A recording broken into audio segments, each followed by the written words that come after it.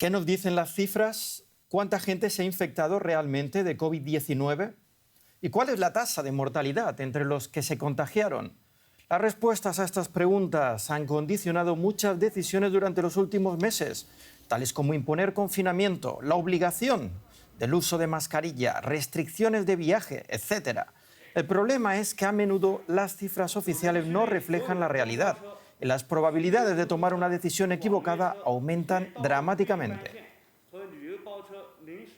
Bienvenidos al especial coronavirus. Soy Paco Furió y como muchos de ustedes he estado mirando las estadísticas diarias durante los últimos 18 meses. Sobre todo el número de nuevas infecciones en mi región y en mi país o en otros países a los que he viajado. Pero, ¿qué significan realmente estas cifras? ¿Son fiables? En la India, la magnitud del sufrimiento causado por el coronavirus desafía toda comprensión. Las cifras oficiales elevan el número de muertes a 423.000. Los expertos creen que esa cifra podría ser muy inferior a la real. Según un informe del Centro para el Desarrollo Global, la cifra podría ser 10 veces mayor. Kerala ha conseguido contabilizar solo la mitad del total de sus muertes por COVID. Si es un factor doble, se extiende hasta Madhya Pradesh, donde las muertes se multiplican por más de 40. Así que este es el margen de discrepancia en el recuento y ese es el margen que acabaremos hallando en el país. Se cree que las deficientes infraestructuras sanitarias de las zonas rurales y la falta de acceso a las pruebas pueden haber resultado en una dramática falta de notificación de casos en el país. Para determinar si el recuento de muertes por COVID-19 se ajusta a la realidad, investigadores comparan las cifras con la tasa de muertes adicionales durante un periodo determinado. Rusia, por ejemplo, entre comienzos de abril y finales de junio de este año, registró 500.000 más de muertes de lo habitual. Algo más de una cuarta parte fueron atribuidas al COVID-19.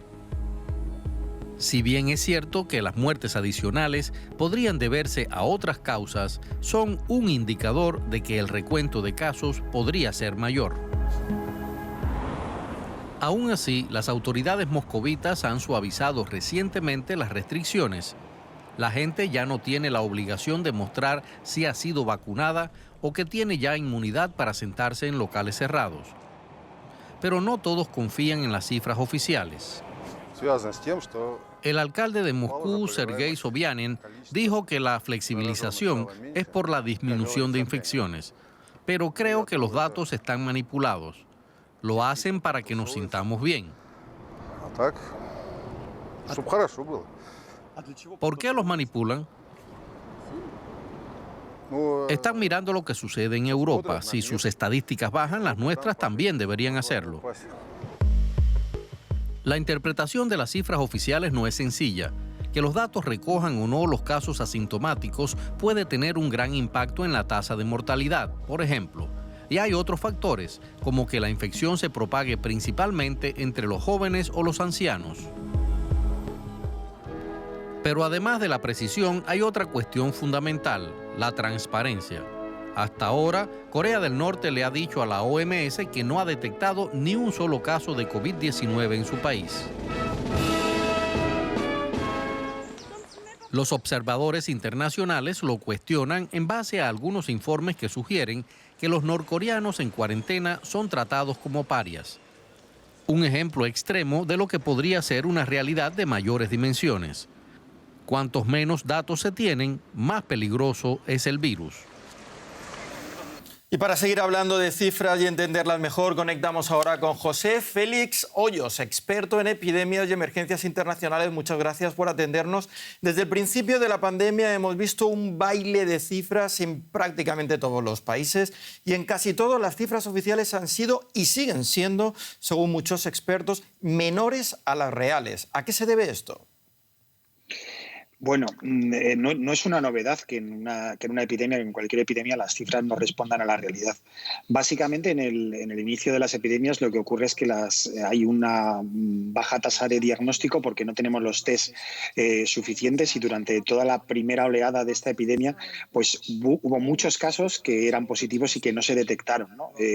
Luego también hay que tener en cuenta que hay pacientes que son asintomáticos y que no demuestran la enfermedad, y luego hay alguna confusión o diferencias entre la definición de caso, que aunque es genérica y generalizada, tiene cierto margen de interpretación, y en algunos países se interpreta de una manera y en otros se interpreta de otra. Es definir en qué consiste un paciente que tiene coronavirus, si tiene que tener un test positivo, de qué tipo, si simplemente la sospecha radiológica ya es que lo hace positivo a pesar de que no tenga acceso a un test, y hay muchos lugares donde los accesos a los test pues todavía desgraciadamente son muy, muy pequeños. Es el caso de África o de algunos lugares de la India, como bien han comentado en la introducción. El problema es que si en base a estas cifras oficiales se están tomando muchas decisiones importantes como confinamientos, uso de mascarillas, restricciones de viaje, entonces muchas de estas decisiones se están adoptando tarde, puesto que las cifras reales suelen ser mayores. Bueno, objetivamente, en la mayoría de los países que no tenían una experiencia previa, o por lo menos de hace muchos años, en controlar una pandemia, como pueden ser los países de Europa, incluso en Norteamérica, ¿no? Con un grado muy alto de exclusión sanitaria, la respuesta no ha sido demasiado eficaz. Otros países que tenían una preparación previa, con algunos países del sudeste asiático, ya han tenido esa experiencia y pueden haber hecho una prevención, que es lo que debe trabajarse, o como debe trabajarse siempre en una epidemia, ¿no? Desgraciadamente, durante toda la pandemia no hemos sido capaces de hacer una batería de indicadores, no solamente un indicador, ¿no? Al principio nos basábamos solamente en número de casos, luego mortalidad, luego empezamos a hablar de ingresos en hospitales, empezamos a hablar de ingresos en UCI, no era medible de la misma manera en todos sitios. Entonces hay una batería de indicadores que indican cómo va la progresión de la epidemia, y en base a esa batería de indicadores, que ya se predijo en febrero del 2020 por la OMS, pues podemos intentar saber realmente cuál es la situación real, o por lo menos orientar cuál es la situación real en un país, para saber qué riesgo real hay para poder desplazarnos de un sitio a otro, o para decir en qué posición está ese país en ese momento.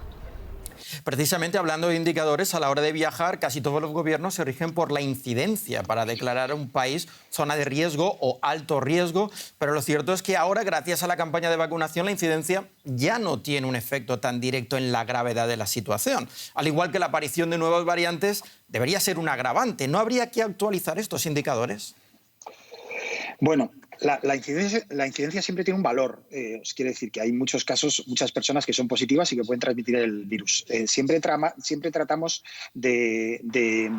para validar el que una persona viaje de un lugar a otro, ya sea dentro de comunidades o dentro del propio país, o incluso hacia otros países, que la inmunidad que tiene una población y la inmunidad que tiene otra sea suficientemente alta. Es decir, no tener a personas que sean susceptibles que contacten con personas contagiadas. Sería un grave error dejar que personas en un país que tienen una incidencia muy alta, a pesar de que esa incidencia sea en personas jóvenes y que no tiene una repercusión grave sobre el sistema hospitalario, viajaran a un país que tiene un porcentaje de vacunación o de personas infectadas que es muy baja, ¿no? Entonces, porque si no, de esa manera pues no podríamos proteger a la población. Entonces, digamos que hay que ampliar esa batería de indicadores para tener un dato exacto. Lo de las variantes es una cosa muy importante, y no en todos los países tampoco se tiene la capacidad de hacer esa secuenciación genética que nos permite saber cuántas personas están infectadas por una determinada variante.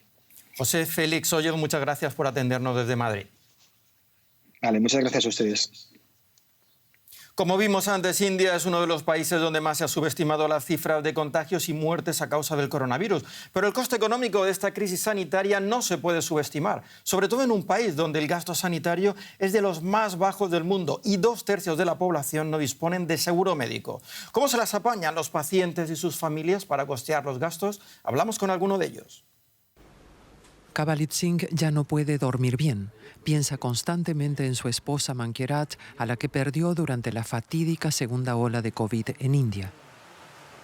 Toda la familia se infectó, pero la salud de Mankirat no tardó en empeorar y fue ingresada en un hospital privado, A la tragedia casi insuperable de perder a su esposa se suma ahora una abultada factura que le entregó el hospital. Para una familia asalariada de clase media en la India, una factura de 22.000 euros es aterradora. Y debo decir que tanto emocional como económicamente no estábamos preparados para lidiar con la situación. Facturas desorbitantes por parte de los hospitales. El de Singh es un caso de muchos. Muchas personas perdieron todo para hacerle frente a los gastos derivados del tratamiento en los centros hospitalarios. Algunos acabaron recurriendo a plataformas de micromecenazgo en línea como Keto. En la actual pandemia, las plataformas de crowdfunding han ayudado a recaudar principalmente para tratamientos médicos muy costosos en los que las estancias en el hospital son largas y la cobertura del seguro no aplica. Justo ahí es cuando estas plataformas entran en juego y ayudan a los pacientes. Este hombre que no desea ser identificado recurrió al micromecenazgo para costear el tratamiento de su hermana. Esto después de agotar los ahorros de su familia y pedir dinero prestado a amigos y familiares. Ella lleva 2 meses en un hospital privado, ingresada con graves secuelas del coronavirus. Sus facturas ya superan los 50.000 euros. Cuando ingresamos a mi hermana, nos dijeron que el gobierno había ordenado limitar los precios del tratamiento en los hospitales privados.